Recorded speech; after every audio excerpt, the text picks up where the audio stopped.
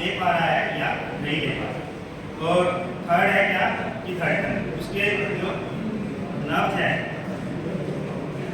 Pulse rate की हड्डी है, कैरोटिड आर्टरी होती है, कैरोटिड आर्टरी काम नहीं कर रहा है, उससे सांस नहीं ले पा रहा है, तभी हमें अपना डोमिनेंट, ये जो हमारी डोमिनेंट का मतलब इस हाथ से हम ज़्यादा काम करते हैं, उसकी अपनी काम का मतलब क्या है, कंप्रेस करना है, काम करना है बीच की हड्डी के नीचे वाली हिस्से और अपनी हथेली रख के उसको दबाना है 100 से 120 बार 1 मिनट में करना है।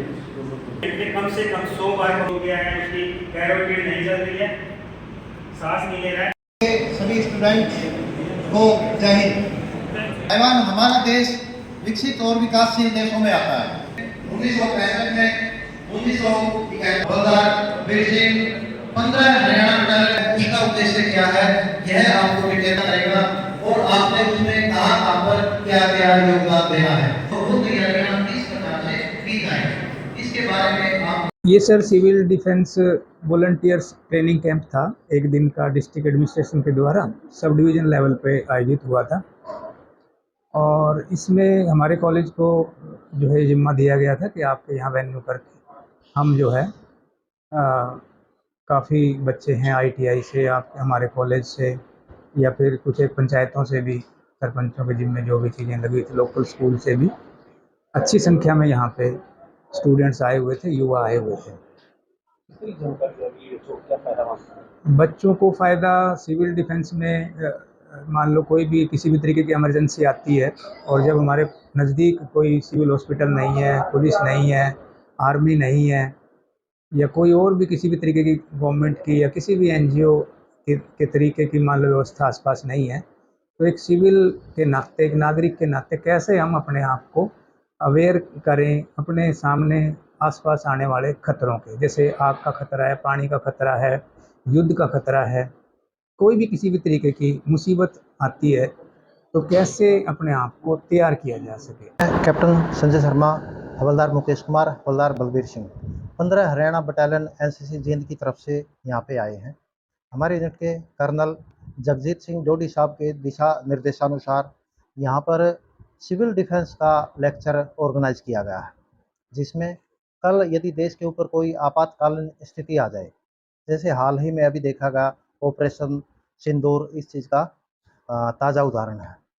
तो ऐसी सिचुएशन में देश की सेना केवल बॉर्डर पर लड़ाई लड़ पा रही है, अंदर की जो आंतरिक सुरक्षा है, जो देख रेख है, वहाँ पर एनसीसी के बच्चे, police department, fire brigade, water supply, बिजली डिपार्टमेंट, कम्युनिकेशन सिस्टम, इन सब लोगों की जिम्मेदारी बनती है कि अंदर की कार्रवाई को देख रेख रखें, बच्चों का, बूढ़ों का, औरतों का ख्याल रखें। यदि किसी जगह पे बम्बारमेंट होता है, मिसाइल गिरती है, तो वहाँ पर जो कैजुअल्टी होती है उसको किस प्रकार से फर्स्ट एड देना है, इवैक्यूएट करना है। साथ ही यदि किसी वीआईपी की जिम्मेदारी का काम मिलता है तो वीवीआईपी को किस प्रकार से सिक्योर करना है, इन सब चीज़ों के बारे में बच्चों को जानकारी दी गई।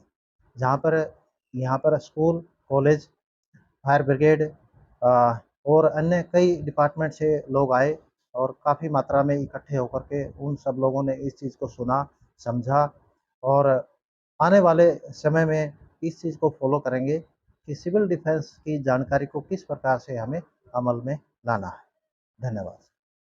मेरा नाम खुशी है, मैं गवर्नमेंट कॉलेज जुलाना की छात्रा हूँ, बीए फर्स्ट ईयर में पढ़ती हूँ मैं। और आज हमारे कॉलेज में आपातकालीन सेवा के बारे में बताया जा रहा है। इससे हमें ये पता चल रहा है कि अगर हमारे ऊपर कोई हमला हो जाए, अटैक हो जाए, तो हमें कैसे बचना चाहिए, कैसे अपनी सुरक्षा करनी चाहिए और कैसे दूसरों की करनी चाहिए। जैसे अगर हमें पता है हाँ हमारे ऊपर अटैक होने जा रहा है, तो हमें जो हमारी सुरक्षा का सामान है उसको पहले से सावधानी पूर्वक रखना चाहिए ताकि हमारे बाद में काम आ सके।